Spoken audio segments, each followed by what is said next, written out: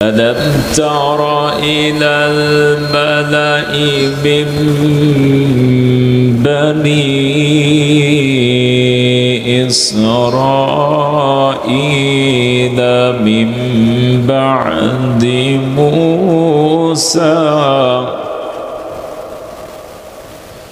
إذ قالوا لنبي له مبعث لنا ملكا نقاتل في سبيل الله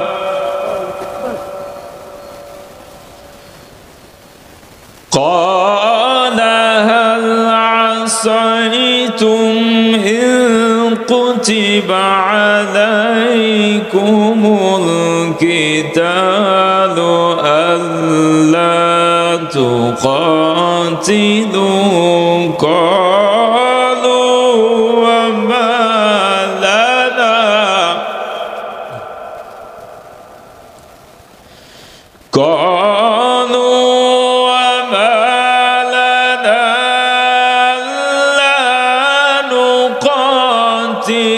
في سبيل الله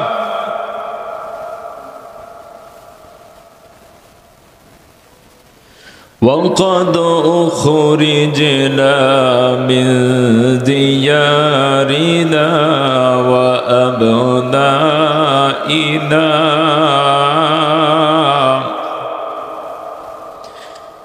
فلما كتب عليهم القتال تولوا إلا قليلا منهم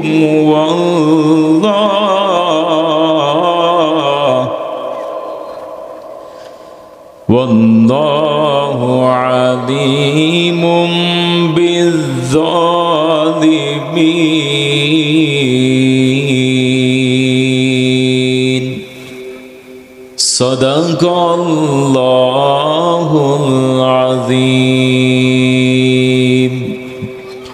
اللهم صل على محمد وعلى آل محمد عيد مجيد اللهم بارك على محمد وعلى آل محمد كما باركت على إبراهيم وعلى آل إبراهيم إنك حميد مجيد প্রশংসা জ্ঞাপন করছি সে মহান আল্লাহ পাক রব্বুল ইজ্জতি ওয়াল জালালের দরবারে যে মহান মনিব হাজারো ব্যস্ততাকে উপেক্ষা করে সুস্থ রেখে ভালো রেখে আজকে এই তাফসীরুল কুরআন মাহফিলে আমাদেরকে উপস্থিত হবার মতো যে আল্লাহ পাক তৌফিক দান করলেন সে মহান মনিবের দরবারে সকলে প্রাণ খুলে হৃদয় উজাড় করে সিজদাবনত অবস্থায় কালিমাতুশ শুকর আদায় করি সকলে জোরে সোরে একবার বলি আলহামদুলিল্লাহ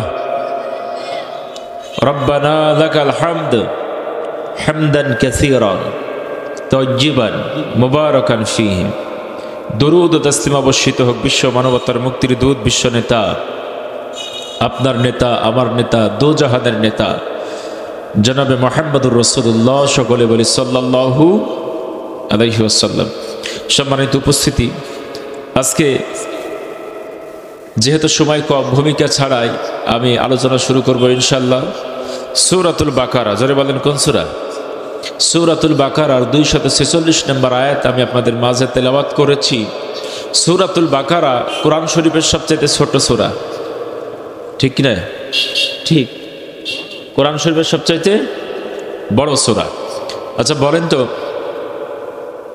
এই সূরা বাকারা বাকারা শব্দের অর্থ কি জানা আছে আপনাদের কে বলতে পারে গাভী মানে গরু মার্কা সূরা ঠিক কি না সম্মানিত উপস্থিতি আল্লাহ পাক রব্বুল ইজ্জতি ওয়াল জালাল পবিত্র কালামে হাকিমের ভিতরে গরু মার্কা সূরা অনেক বিশাল একটি সূরা 40টি রুকু আছে 286টি আয়াত আছে রাসূল পাক সাল্লাল্লাহু আলাইহি ওয়াসাল্লামের মাদানী জিন্দেগিতে সূরাটি নাজিল হয়।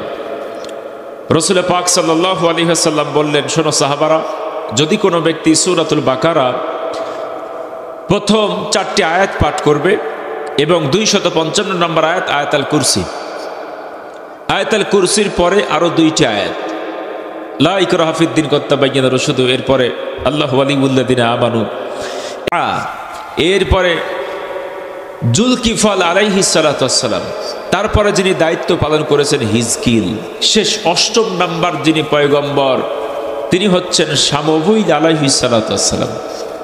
সম্মানিত উপস্থিতি, এই যে সিন্দুকটা কেড়ে নেওয়া হয় এটা হচ্ছে শামউইল আলাইহিস সালাতু ওয়াস সালামের জামানায়। তো তারা গিয়ে বলল যে পয়গম্বর, ইয ক্বালু লিন-নাবিয়্যি লাহু মুবআস লানা মালিকান নুকাতিল ফি সাবিলিল্লাহ, আপনি আমাদের জন্য একজন বাদশাহ মনোনীত করে দেন, একজন সেনাপতি মনোনীত করে দেন, যেই বাদশার আন্ডারে আমরা যুদ্ধ করতে পারি। সম্মানিত উপস্থিতি, অতীত যুগে আপনি তালাশ করে দেখবেন সমস্ত নবীদের আওতাধীন, নবীদের আন্ডারে থাকতো বাদশারা। আর বর্তমান সময়তে কি হয়, বাদশাদের আন্ডারে আলেমরা। কথা বলেন ঠিক কিনা? বাদশার কথায় আলেম উঠা বসা করবে না, বরং আলেমের কথায় বাদশা উঠা বসা করবে। ঠিক কিনা মুসলমান? এটাই ইতিহাস। পয়গম্বরের কাছে গিয়ে বললেন একজন বাদশা নিযুক্ত করে দেন। ইরানে এখনো দেখবেন ইমাম খমিনি আছে না নাই? ইমাম খমিনির কথায় প্রেসিডেন্ট উঠা বসা করে। সুবহানাল্লাহ বলেন। আলেমের দাম মান মর্যাদা আমরা দিতে পারি না, আমরা ইমামকে যথাযথ মূল্যায়ন করতে পারি না, সম্মান দিতে পারি না। আমাদের নেতা আছে শুধুমাত্র মসজিদেই নেতা, কিন্তু মসজিদের নেতা বাইরে চলে আর বাইরের নেতা মসজিদে চলে না। আচ্ছা বলেন তো, আপনাদের এলাকায় যদি একজন ইমাম সাহেব বিড়ি খায়, আপনারা তাকে ইমামতিতে রাখবেন? বলেন বলেন। মনে করেন ইমাম সাহেব নিয়োগ দিবেন বড় মসজিদের ইমাম সাহেব, কিন্তু ইমাম সাহেবের সব কিছু ঠিক আছে, কেরাত সুন্দর, চলাফেরা ভালো, তাকওয়া আলহামদুলিল্লাহ, মাঝে মাঝে খালি বিড়ি খায়। সম্মানিত উপস্থিতি, তাহলে ছোট্ট একটা মসজিদের নেতা নিযুক্ত করতে গিয়ে একজন বিড়িখোর যদি হয় তাকে নিয়োগ দেন না। আর যখন ইউনিয়ন পরিষদের ইমাম নিয়োগ দেন, নেতা নিয়োগ দেন, তখন দেখবেন ওর থেকে বিড়ি নেই। ওর থেকে কি নেই? বিড়ি নেই, শ্রদ্ধা নেই, গুল নেই। কথা বলো ঠিক না? সম্মানিত উপস্থিতি, এই জন্যই তো সমাজ শোধন হয় না, সমাজ পরিষ্কার হয় না। সমাজের প্রত্যেকটি রন্ধ্রে রন্ধ্রে মসজিদে যিনি ইমামতি করবেন, নেতাগিরি করবেন, তিনি বাইরেও নেতাগিরি করবেন। সম্মানিত উপস্থিতি, শামউইল আলাইহিস সালাতু ওয়াস সালাম তিনি বললেন যে দেখো, ইতিপূর্বে পয়গম্বর মূসা আলাইহিস সালাতু ওয়াস সালাম তোমাদেরকে যুদ্ধের জন্য আহ্বান করেছিলেন, তখন তোমরা বলেছিলে যে তুমি এবং তোমার আল্লাহ তাআলা গিয়ে যুদ্ধ করো। আনতা ওয়া রাব্বুকা ফাকাতিলা, আমরা যুদ্ধে যাব না, আপনি আর আপনার রব গিয়ে যুদ্ধ করেন। এখন আমি একজন বাদশা নিযুক্ত করে দিব, তোমরা আল্লাহর রাস্তায় যুদ্ধ করার জন্য ওয়াদাবদ্ধ হচ্ছ, এমন তো আবার হবে না যে আমি বাদশা নিযুক্ত করে দিলাম আর তোমরা বললা আমরা যাব না। তাহলে হবে কি? তারা ডাক দিয়ে বলল, কেন যাব না?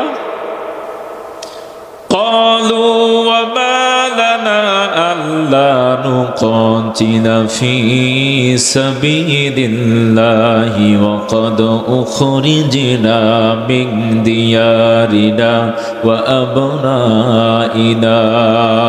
আল্লাহু আকবার। তারা ডাক দিয়ে বললেন, পয়গম্বর আপনি আমাদেরকে বাদশা নিযুক্ত করে দেন, আপনি একজন সেনাপতি নিযুক্ত করে দেন, যার আন্ডারে আমরা যুদ্ধ করতে পারবো। আমাদের যে সম্পদ, আমাদের যে সিন্দুকটা তারা ছিনাই নিয়ে গেছে, সেই সিন্দুকটা আমরা ফিরাই নিয়ে আসব। আমাদেরকে তারা ঘর বাড়ি থেকে বের করে দিয়েছে, আমাদের সন্তান সন্ততিদেরকে আলাদা করে দিয়েছে, আমাদের সন্তান সন্ততি স্ত্রী থেকে আমাদেরকে আলাদা করে দিয়েছে, তাদেরকে হত্যা করেছে। অতএব আমরা কেন যুদ্ধ করব না? আপনি শুধু একটা বাদশা নিযুক্ত করে দেন, যার আন্ডারে আমরা যুদ্ধ করতে পারি। আমার মুসলমান ভাইয়েরা, আল্লাহ পাক রব্বুল ইজ্জত ওয়াল জালাল পয়গম্বরের কাছে একটা লাঠি পাঠিয়ে দিলেন, ডাক দিয়ে বললেন, শামউইল আলাইহিস সালাতু ওয়াস সালাম এই লাঠিটা যার দেহের সঙ্গে মিলে যাবে আপনি লাঠির মাপ ধরবেন, যার সঙ্গে মিলে যাবে ওই ব্যক্তি হবে বনী ইসরাইল জাতির বাদশাহ। সুবহানাল্লাহ বলেন। আমার মুসলমান ভাইরা, আল্লাহ পাক রব্বুল ইজ্জাতি ওয়াল জালাল পবিত্র কালামে হাকিমের ভিতরে বললেন, ওয়াকালা লাহুম নাবিয়্যুহুম ইন্নাল্লাহা ক্বাদ বা'আসা লাকুম তালুতা মালিকা। আল্লাহু আকবার। বনী ইসরাইল জাতির বাদশা কে হবে সেটা কোরআনের ভিতরে আছে না নাই?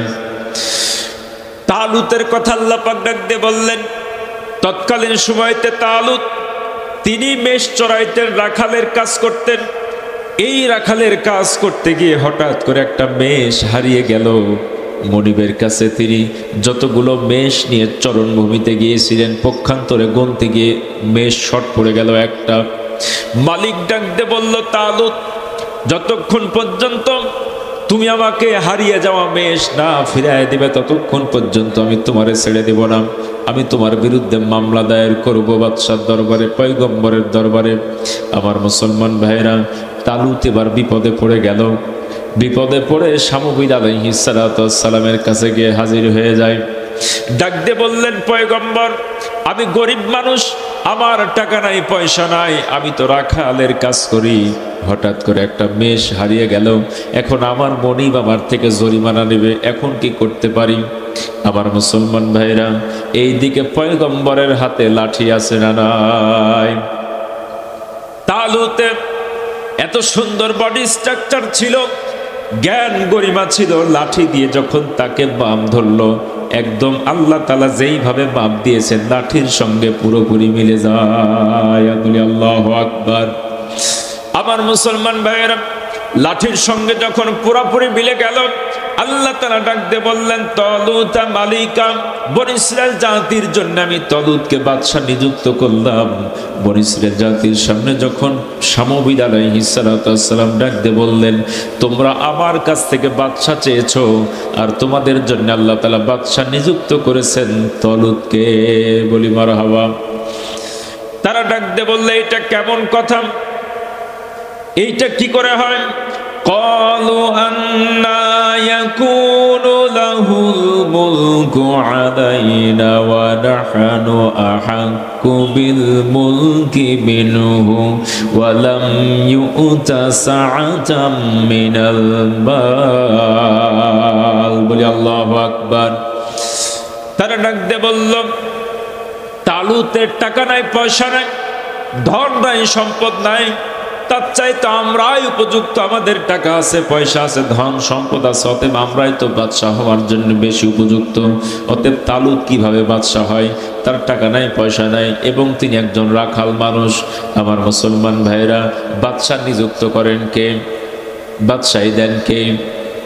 আল্লাহ তাআলা ডাক দিয়ে বললেন, বাদশাহ হওয়ার জন্য, নেতা হওয়ার জন্য বাস্তাতাম ফিল ইলমি ওয়াল জিসমি ওয়াল্লাহু ইউতি মুলকা। বলি আল্লাহু আকবার। নেতা হওয়ার জন্য দুইটা গুণ থাকতে হয়। জোরে বলেন, কয়টা গুণ? নেতা হওয়ার জন্য ধন সম্পদ থাকা শর্ত নয়, নেতা হওয়ার জন্য টাকা পয়সা থাকা শর্ত নয়। নেতা হওয়ার জন্য আল্লাহ তাআলা বললেন দুইটা গুণের কথা। এক নম্বরে হচ্ছে জ্ঞানের অধিকারী। জোরে বলেন, কিসের অধিকারী? সে জ্ঞানী হইতে হবে। দুই নাম্বার হচ্ছে সুঠাম দেহের অধিকারী। বলি সুবহানাল্লাহ। আল্লাহ পাক রব্বুল ইজ্জাতি ওয়াল জালাল নেতা নিযুক্ত করলেন। বনী ইসরাইল জাতির লোকেরা ডাক দিয়ে বললেন, হাই হাই, এ কেমন নেতা? এরে তো আমরা নেতা মানি না, আমরা তো নেতা পছন্দ করি না, তার চাইতে আমরাই তো উপযুক্ত মানুষ, আমাদেরকে নেতা নিযুক্ত করা হোক। আল্লাহ বললেন, নেতা হওয়ার গুণ হচ্ছে দুইটা। জোরে বলেন, কয়টা? দুইটা। আর বাংলার জমিনে নেতা হয় সবচাইতে বেশি যিনি ঘুষ খাইতে পারে, সুদ খাইতে পারে, এরপরে গাঁজা বিড়ি ইয়াবা বাবা মাস্তানি চান্দাবাজি ধান্দাবাজি, যে যত বেশি করতে পারে সে তত বড় নেতা হইতে পারে। ঠিক কিনা? আমার মুসলমান ভাইয়েরা গভীর মনোযোগ। আল্লাহ পাক ডাক দিয়ে বললেন, নেতা হওয়ার গুণ দুইটা। বনী ইসরাইল জাতির লোকেরা ডাক দিয়ে বললেন, আমরা কেমন করে তার নেতা মেনে নিব, তার চাইতে আমরাই উত্তম। পয়গম্বর ডাক দিয়ে বলল, না না, তাহলে তোমাদের সামনে একটি কথা বলি, তোমাদের যে হারিয়ে যাওয়া সিন্দুক, এই সিন্দুকটি যে ফিরাই নিয়ে আসতে পারবে সেই হবে বনী ইসরাইল জাতির নেতা। আমার মুসলমান ভাইয়েরা, আমালিকা সম্প্রদায় এই সিন্দুকটা তারা সিনাই নিয়ে চলে যায়। এই সিন্দুকটা নিয়ে যাওয়ার পরে তাদের যে প্রধান মন্দির ছিল সেই মন্দিরের ভিতরে প্রবেশ করানো হলো। সবচাইতে বড় মূর্তি যেটা ছিল সেই মূর্তির পায়ের নিচে সেই সিন্দুকটা রাখা হলো। চিৎকার দিয়ে বলে নাউজুবিল্লাহ। যেখানে পয়গম্বরদের স্মৃতি বিজড়িত অনেক স্মৃতি আছে। পয়গম্বর মুসা আলাইহিস সালাতু ওয়াস সালামের লাঠি আছে, হারুন আলাইহিস সালাতু ওয়াস সালামের স্মৃতি আছে, এবং তাওরাত কিতাবের কিছু ফলক ওখানে আছে। আমার মুসলমান ভাইরা, এই সিন্দুকটি যখন মূর্তির পায়ের নিচে রেখে দেওয়া হলো, রাত্রি যখন হয়ে যায়, সমস্ত পুরোহিতরা যখন বাড়ির ভিতরে চলে যায়, সকাল যখন হয়ে গেল, মন্দিরের দরজা যখন খুলল, তারা তাকিয়ে দেখলো, হায় হায়, সিন্দুকটা ছিল মূর্তির পায়ের নিচে। এখন সকালে দেখা গেল মূর্তি আছে নিচে, সিন্দুকটা মূর্তির মাথার উপরে। বলি সুবহানাল্লাহ। আবার মুসলমান ভাইরা, ইজ্জত দেওয়ার মালিককে, বেয়াজ্জতি করার মালিককে। পুরোহিতরা দেখলো, হায় হায়, এই ঘটনা যদি জনগণ জানতে পারে, ইজ্জত থাকবে না, বেয়াজ্জতি হয়ে যাব। এই সিন্দুকটারে মূর্তির পায়ের নিচে রাখলাম, আর সিন্দুকটা উঠে বসে আছে মাথার উপরে। আমার মুসলমান ভাইরা, তারা আর দেরি করলেন না, তাড়াতাড়ি করে আবার মূর্তিটারে সিন্দুকের উপরে রাখলেন।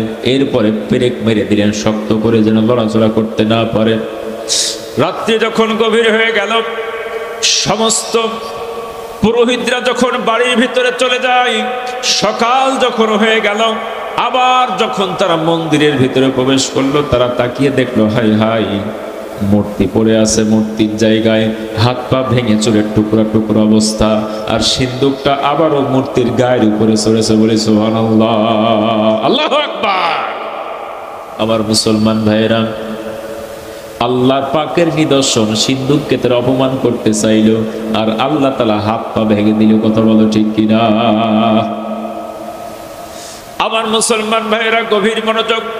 তারা এবার মনে মনে ভাবলো, এই মন্দিরের ভিতরে সিন্দুক রাখা যাবে? কোন এক গ্রামের ভিতরে রেখে দেন। পার্শ্ববর্তী একটি গ্রামের ভিতরে সেই সিন্দুকটা নিয়ে চলে গেল। এরপরে যখন রেখে দেওয়া হলো, আমার মুসলমান ভাইরা, সে গ্রামের ভিতরে নতুন একটা রোগের জন্ম হলো। এমন করে মানুষের গলার ভিতরে গলা ফুলে যায়, এরপরে আস্তে আস্তে রক্তবমি হয়ে মারা যায়। তারা চিৎকার দিয়ে ডাক দিয়ে বলল, না না, এই সিন্দুকটা আমাদের গ্রামে রাখতে দিব না, তাড়াতাড়ি করে বের করে নিয়ে চলে যাও। প্রচন্ড চাপের কারণে সিন্দুকটা তারা বের করে নিয়ে চলে গেল। এরপরে পার্শ্ববর্তী আরেকটা গ্রামের ভিতরে সিন্দুকটা রাখা হলো। এরপরে সে গ্রামের ভিতরে আরেকটা নতুন রোগের সৃষ্টি হলো। এত বিশাল বিশাল ইঁদুর দেখা যায়। রাত্রি যখন গভীর হয়ে যায়, ইঁদুরগুলো ঘরের ভিতরে প্রবেশ করে, মানুষের পেটের ভিতরে ঢুকে নাড়ি ভুড়ি খেয়ে শেষ করে দেয়।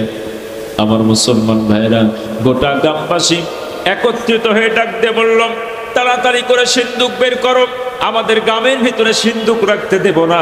তারা সিন্দুক নিয়ে এবার বিপদে পড়েছে না পড়ে নাই? আমার মুসলমান ভাইরা, তারা মনে মনে ভাবলে, সিন্দুক তো গ্রামের ভিতরে রাখা যাবে না, এমন একটা মরুভূমির ভিতরে রেখে আসবো যেখানে কোনো মানুষ বসবাস করে না। সিন্দুকটা নিয়ে তারা মরুভূমির ভিতরে চলে গেল। মরুভূমির ভিতরে মাটি দিয়ে চাপা দিয়ে রাখলো। পথিমধ্যে যখন কোনো পথিক রাস্তা দিয়ে হেঁটে যায়, ওই সিন্দুকের পাশ দিয়ে যখন যায়, সাথে সাথে পুরোহিতরা, আমালিকা সম্প্রদায়ের লোকেরা এই সিন্দুক নিয়ে বড় বিপদে পড়ে গেল। যেই সময়তে বনী ইসরায়েলের লোকেরা পরাজিত হলো, তৎকালীন সময়তে একজন মহিলাকে তারা বন্দি করে নিয়ে এসেছিল। কারাগারের ভিতরে বন্দি করা অবস্থায় সেই মহিলা ছিল। মহিলা ডাক দিয়ে বললেন, ওগো আমালিকা সম্প্রদায়ের লোকেরা, তোমরা কান খুলে শুনে রাখো, তোমরা যদি চেষ্টা করো সিন্দুকটাকে অপমান করতে, অপদস্থ করতে, তোমরা সিন্দুকটাকে অপমান করতে পারবে না। তোমরা রাখলে বড় তোমাদের ক্ষতি হয়ে যাবে। অতএব তোমাদেরকে একটা পরামর্শ দেই, এই সিন্দুকটা তোমরা একটা গরুর গাড়ির উপরে তুলে দাও। সুবহানাল্লাহ বলেন। গরুর গাড়ির উপরে তুলে দাও, এরপরে গরুকে হাঁকায় দাও, গরু যেই দিকে মন চায় সেই দিকে সিন্দুক নিয়ে চলে যাবে। বলি আল্লাহু আকবার। وقال لهم نبيهم إن آية ملكه أن يأتيكم التابوت في سكينة। বলি আল্লাহু আকবার। কোরআনের ভিতরে আসছে তাবুত ফি সাকিনা, এটা হচ্ছে সেই সিন্দুক। এবার তারা সিন্দুকটা গরুর গাড়ির উপরে তুলে দেওয়া হলো। গাড়ির উপরে তুলে দেওয়ার পরে গাড়ি যখন হাঁকায় দেওয়া হলো, আমার মুসলমান ভাইরা, আল্লাহ পাক রব্বুল ইজ্জত ওয়াল জালাল ডাক দিয়ে বললেন, তারাকা আদু মুসা ওয়া আদু হারুনা তাহমিলুহুল মালাইকা। বলি আল্লাহু আকবার। যেই সিন্দুকের ভিতরে হারুন আলাইহিস সালাতু ওয়াস সালামের স্মৃতি ছিল, যেই সিন্দুকের ভিতরে পয়গম্বর মুসা আলাইহিস সালাতু ওয়াস সালামের স্মৃতি ছিল, সিন্দুকটা যখন আপনার তুলে দেওয়া হয়েছে গরুর গাড়ির উপরে, সাথে সাথে একজন ফেরেশতা গরুর গাড়ির উপরে বসে হাঁকাইতে শুরু করেছে। বলে সুবহানাল্লাহ। তাহমিলুহুল মালাইকা, কোরআনের ভিতরে আছে না নাই? আল্লাহ পাক রব্বুল ইজ্জত ওয়াল জালাল এরপরে এই সিন্দুকটা একজন ফেরেশতা হাঁকায় নিয়ে রওনা দিয়ে দিলেন। আর এই দিকে তালুত সিন্দুকের খুঁজে বের হয়ে গেলেন। তালুত যখন খুঁজতে খুঁজতে রাস্তার ভিতরে রওনা দিলেন, আর ওই দিক থেকে সিন্দুক গরুর গাড়িতে করে ফেরেশতা হাঁকায় নিয়ে এসে তালুতের সামনে হাজির। বলে আল্লাহু আকবার। আমার মুসলমান ভাইয়েরা, সত্য হলো যেই ব্যক্তি সিন্দুক উদ্ধার করতে পারবে সেই ব্যক্তি বনী ইসরাইল জাতির নেতা হবে। বলে আল্লাহু আকবার। এরপরে সেই গরুর গাড়ি নিয়ে এসে হাজির হয়ে গেল। তালুত আর দেরি করলেন না, সাথে সাথে গরুর গাড়ির উপরে চড়ে বসলেন। হাঁকাইতে হাঁকাইতে গরু নিয়ে বনী ইসরাইল জাতির ভিতরে প্রবেশ করলেন। বনী ইসরাইল জাতি তাকায় দেখলো, হায় হায়, আমাদের হারানো সম্পদ, হারানো ধন, সেই পয়গম্বরের স্মৃতি বিজড়িত সিন্দুক নিয়ে তালুত হাজির হয়েছে। বলি সুবহানাল্লাহ। তাদের আর কোনো দ্বিধা দ্বন্দ্ব থাকলো না, নির্দ্বিধায় তারা বাদশাহ হিসেবে তালুতকে মেনে নিল। এরপরে তারা যুদ্ধের জন্য প্রস্তুতি গ্রহণ করলো। 50,000 মানুষ তৈরি হয়ে গেল যুদ্ধের জন্য। তারা যুদ্ধ করতে যাবে, তার সঙ্গে যুদ্ধ করবে। আমার মুসলমান ভাইরা, বনী ইসরাইল বাদশার নাম হচ্ছে তালুত, আর ওইদিকে আমালিকা সম্প্রদায়ের বাদশার নাম হচ্ছে জালুত। জালুত সকালবেলা নাস্তা করে একটা উট দিয়ে, ধরে বলেন কি দিয়ে? উট দিয়ে। মানে ছোট মানুষ, ছোট না বড়? বিশাল মানুষ উট দিয়ে নাস্তা করে। আমার মুসলমান ভাইরা, মাথার ভিতরে যে হেলমেট পরে 300 মনোজনের। আল্লাহু আকবার। এত বিশাল দেহের অধিকারী, অনেক লম্বা ঘটনা। এই আপনার আশারা নাকিবা পয়গম্বর মুসা আলাইহিস সালাতু ওয়াস সালামের সঙ্গে যখন 12 জন নকিব গিয়েছিল, তাদের কি অবস্থা হয়েছিল সেটাও কোরআন। বিশাল বিশাল দেহের অধিকারী তারা। আমার মুসলমান ভাইরা, এবার যুদ্ধ করতে যাবে। জালুত বাহিনীর লোক 3 লক্ষ। কয় লক্ষ? আর এই দিকে তালুতের লোক সংখ্যা 50,000। তারা রওনা দিলেন। আল্লাহ তাআলা ডাকতে বললেন, ফালাম্মা ফাসালা তালুতু বিল জুনুদি ক্বালা ইন্নাল্লাহা মুবতাদিকুম বিনাহার। বলি আল্লাহু আকবার। আল্লাহ তাআলা ডাকতে বললেন, তালুত, তোমার সৈন্যের ভিতরে 50,000 ব্যক্তি আছে, সবাই আল্লাহর দ্বীনের জন্য যুদ্ধ করা প্লেয়ার নয়, ঠিক কিনা? ওখানে কিছু ভাওতাবাজি লোক আছে না? সবাই কিন্তু আল্লাহর দ্বীনের জন্য সময় দিতে চায় না, সবাই কিন্তু আল্লাহর দ্বীনের জন্য মুখলিস ভাবে কাজ করতে চায় না। আল্লাহ তাআলা ডাকতে বললেন, গোলাম রে, আমি শুধু এখান থেকে বাছাই করতে চাই এই 50,000-এর ভিতরে কোন ব্যক্তি আছে ইন্নাস সালাতি ওয়া নুসুকি ওয়া মাহইয়া ওয়া মামাতি লিল্লাহি রাব্বিল আলামিন, তার নামাজ, তার কোরবানি, তার জীবন এবং মরণ সবটাই যিনি আল্লাহর জন্য ব্যয় করেছেন, তিনি শুধুমাত্র যুদ্ধের ময়দানে যাইতে পারবেন। বলে আল্লাহু আকবার। আমি দেখতে চাই কে আছে 50,000-এর ভিতরে জান্নাত পাইতে চাই জীবন এবং ধন সম্পদ দিয়ে, যারা আল্লাহর রাস্তায় সংগ্রাম করবে তাদেরকেই কবুল করব। যারা আল্লাহর রাস্তায় জীবন এবং ধন সম্পদ বিক্রি করবে না, তাদের থেকে কোনো কিছু কবুল হবে না, ঠিক কিনা? পরীক্ষা করবেন কে? আল্লাহ পরীক্ষা করবেন। মাঝে মাঝে পরীক্ষা করার প্রয়োজন আছে না নাই? পরীক্ষা করব, শুরু করব? যদি বলেন তাহলে শুরু করি, আর যদি না পরীক্ষা করার দরকার হুজুর আসলে তাহলে চালাই। 50,000 মানুষ 3 লক্ষের বিরুদ্ধে যুদ্ধ করবে, আল্লাহ তাআলা ডাক দিয়ে বলেন মুবতালিকুম, একটু টেস্ট করব, পরীক্ষা করব, দেখি কারা কারা অরিজিনাল, কারা কারা ডুপ্লিকেট, নকল, ফটোকপি। কথা বলো ঠিক কিনা? সম্মানিত উপস্থিতি, আমি কোরআন থেকে আলোচনা করছি, কোরআনের বাইরে কথা বলেছি? এ পৃথিবী যেমন আছে তেমনি ঠিক রবে,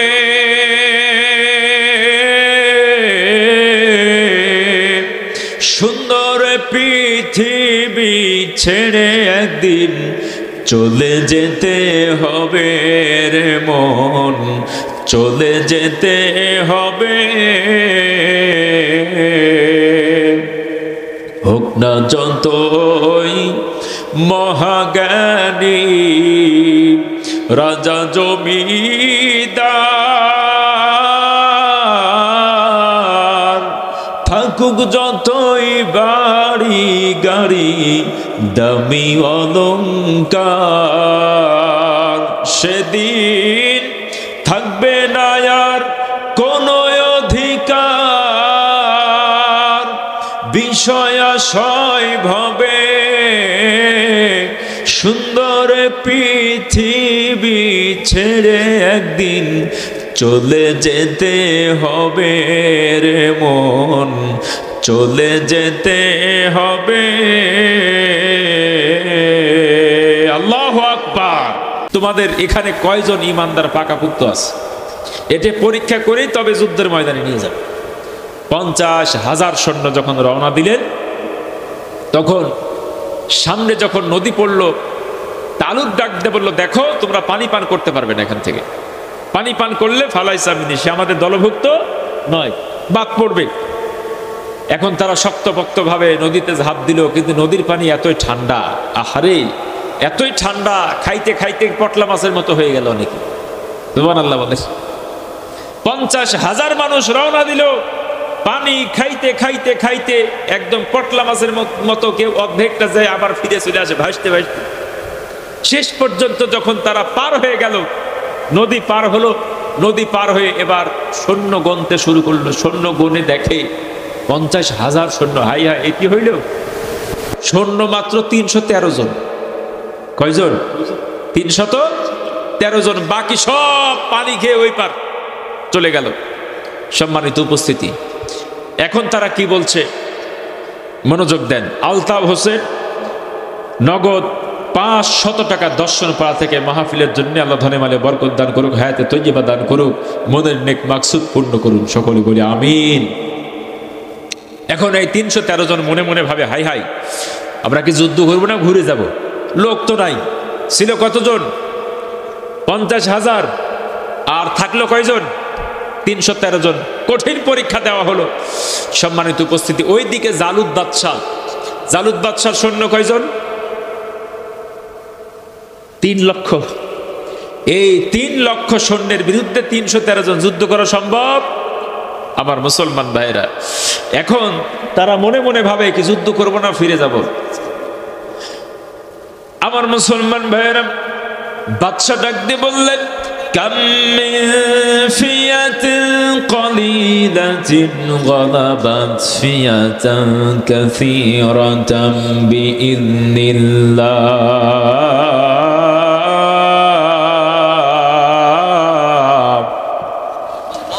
তারা ডাক দিয়ে বলল, অতীত যুগে যত পয়গম্বর পৃথিবীতে আগমন করেছেন, বিশাল বিশাল দলের বিরুদ্ধে যুদ্ধ করে মুসলিম সৈন্য বিজয় লাভ করেছেন। অতএব যতই তারা সৈন্য সমন্ত হোক না কেন, যতই তাদের দল বড় হোক না কেন, বিশাল বাহিনী হোক না কেন, মুসলমান কোনো সংখ্যা দিয়ে যুদ্ধ করে না, বলে সুবহানাল্লাহ। আমার মুসলমান ভাইয়েরা, বিশ্বনবী জনাবে মুহাম্মদুর রাসূলুল্লাহ সাল্লাল্লাহু আলাইহি ওয়াসাল্লাম বদরের ময়দানে যখন যুদ্ধ করেছেন 3000 সৈন্য, আপনার 1000 সৈন্য সশস্ত্র বাহিনী, আর এইদিকে 313 জন নিরস্ত্র বাহিনী যুদ্ধ করে বিজয় লাভ করেছে না করে নাই? উহুদের ময়দানের দিকে তাকিয়ে দেখুন, মুসলিম বাহিনীর 700 জন, পক্ষান্তরে কাফের বেঈমানরা 3000। কথা বলো ঠিক কিনা মুসলমান?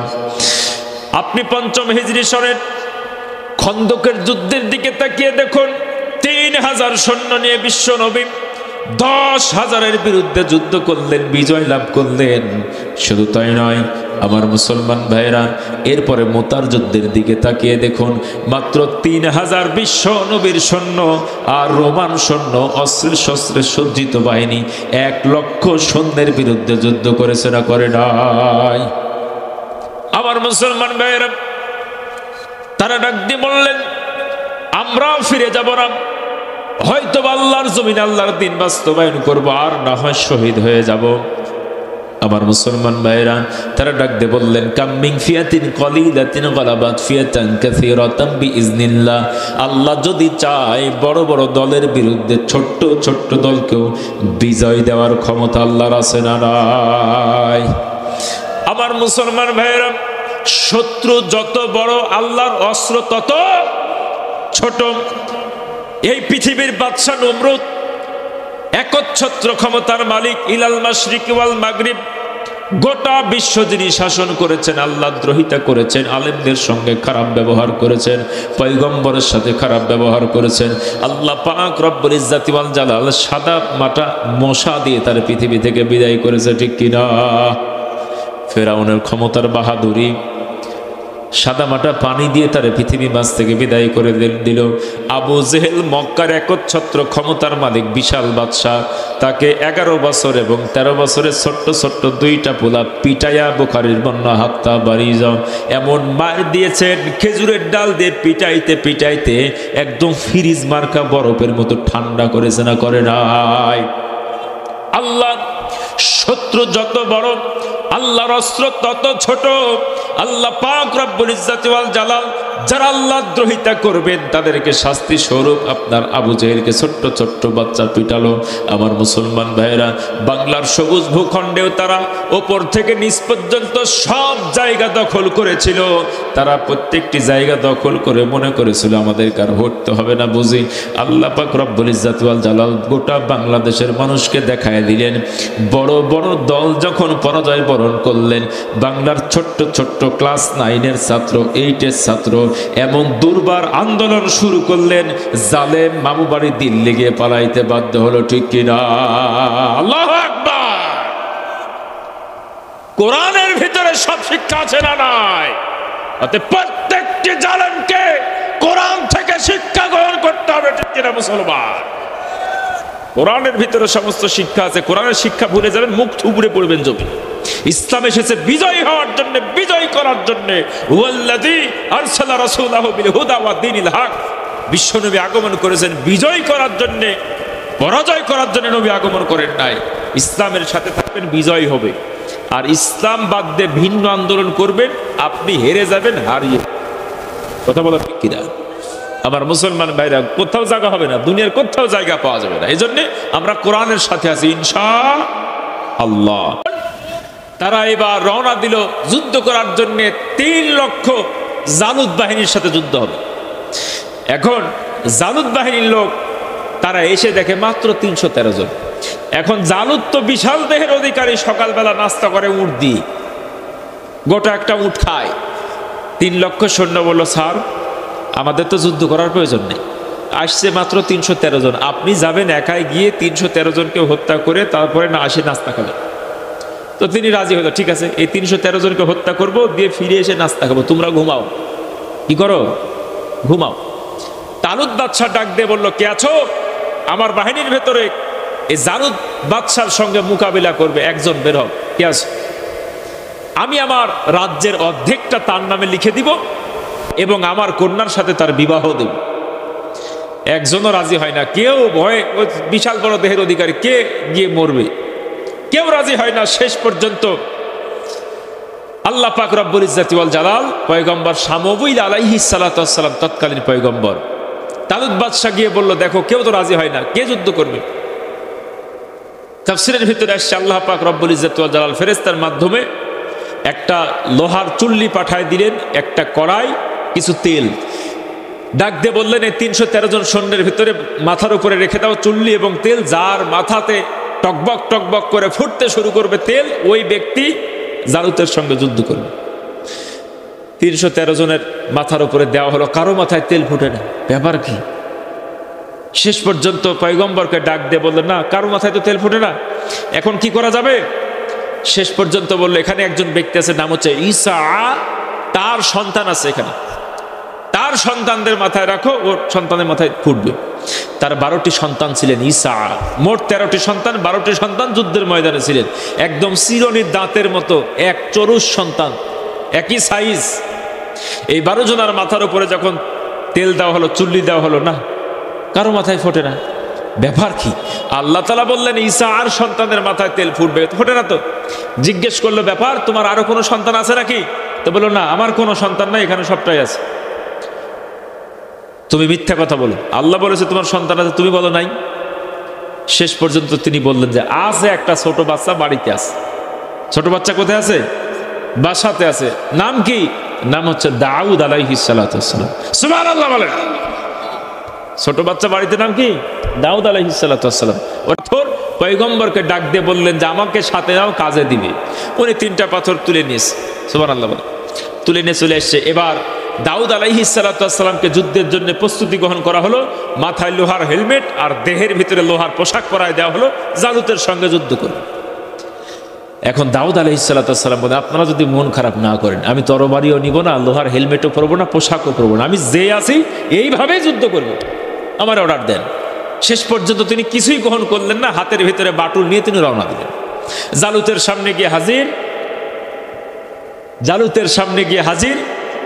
জালুত দেখে ছোট্ট একটা বাচ্চা আসছে যুদ্ধ করার জন্য। তো তিনি বললেন যে, বেটা তুমি এসছো কেন? তোমাদের সমস্ত বাহিনীদের লোকদের নিয়ে এসো, আমি সবাইকে মেরে তারপরে নাস্তা খাবো। আমার মুসলমান ভাইয়েরা গভীর মনোযোগ।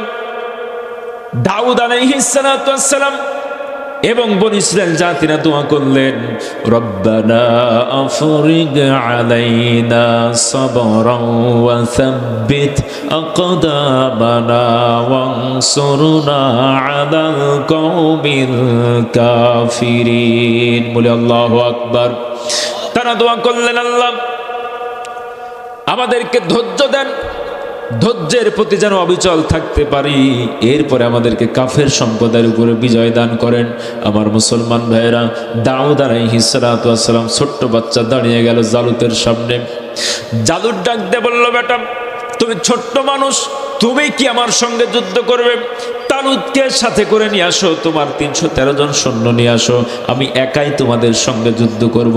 আর যুদ্ধ করার জন্য তরবারির প্রয়োজন হয়, তুমি নিয়ে এসো বাটুল। এটাতে যুদ্ধ করা যায় নাকি? এটাতে কুত্তা মারে, এটাতে কি করে? কুত্তা মারে। তো দাউদ আলাইহিস সালাতু ওয়াস সালাম বলল, আমি তো যুদ্ধ করতে আসিনি, আমি তো কুত্তা মারতে আসছি। কি মারতে আসছি? তুমি আল্লাহদ্রোহী, তুমি তো কুত্তা, তোমারে মারার জন্য বাটুল নিস। সম্মানিত উপস্থিতি, এক পর্যায়ে যখন রাগান্বিত হয়ে গেল জালুত, তরবারে হাতে নিয়ে আঘাত করবে। ওই যে অ্যাটম বোম আছে না নাই পকেটের ভিতরে, অ্যাটম বোম বের করে একটা টেস্ট করে দেখে, দেখি তো খালি কথাই বলে না কাজও হয়। অ্যাটম বোম বের করে টান দিয়ে যখন ছুড়ে দিয়েছে, জালুতের ডান হাতে গিয়ে ডান হাত উড়ে চলে গেছে। সুবহানাল্লাহ বলেন। জালুত এত জোরে চিৎকার দিয়েছে, 3 লক্ষ সৈন্যের ঘুম ভেঙে গেল। তারা বলে, ব্যাপার কি? আমাদের সাথে কথা হলো ও 313 জনকে হত্যা করে এসে নাস্তা করবে, এখন দেখি বাচ্চা নেতাই চিৎকার দেয়। 313 জন সৈন্য দৌড় দিয়ে এসে দেখে ছোট্ট একটা বাচ্চার সামনে দাঁড়িয়ে আছে, আর নেতার এক হাত নাই। সুবহানাল্লাহ বলেন। ওরা মনে মনে ভাবে, হাই হাই, এতটুকু বাচ্চার যে ছোট্ট মরিচের যে ঝাল, বাকি যেগুলো 313 জন আছে ওদের আর কত ঝাল বলেন।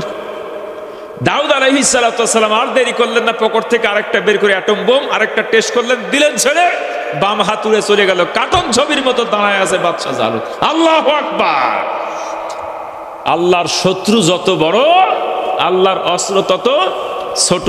এখন তারা মনে মনে ভাবে, হাই হাই, আমরা 3 লক্ষ সৈন্য, আমাদের বাচ্চা এই ছোট্ট বাচ্চার সঙ্গে পারে না, ওই 313 জন যদি আমাদেরকে হামলা করে আজকের জীবন নিয়ে ফিরে যেতে পারবো না।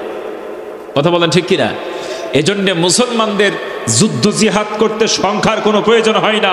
কাম্মিং ফিয়াতিন কলিলাতিন গলাবাত ফিয়াতান কাসীরাতাম বিইজনিল্লাহ। আল্লাহ পাক বললেন, বড় বড় দলের বিরুদ্ধে যুদ্ধ জিহাদ করে ছোট ছোট দলকে আমি বিজয় দিয়েছি বলে। আল্লাহু আকবার। মুতার প্রান্তরে 1 লক্ষ রোমান সৈন্য, আর এইদিকে বিশ্বনবী সাহাবা 3000। আমার মুসলমান ভাইরা, এই জন্য মুসলমানের কোনো ভয় থাকতে পারে না। বিজয় দেওয়ার মালিক কে? সে আল্লাহ। আছে না নাই? আছে না নাই?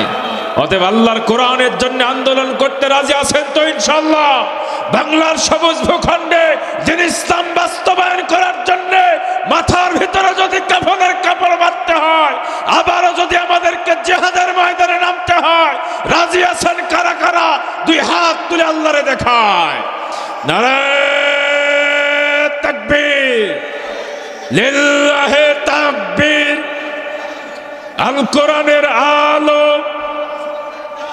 আল হাদিসের আলো, নারায়ে তাকবীর। আলহামদুলিল্লাহ, আমরা কোরআনের পক্ষে আছি ইনশাআল্লাহ।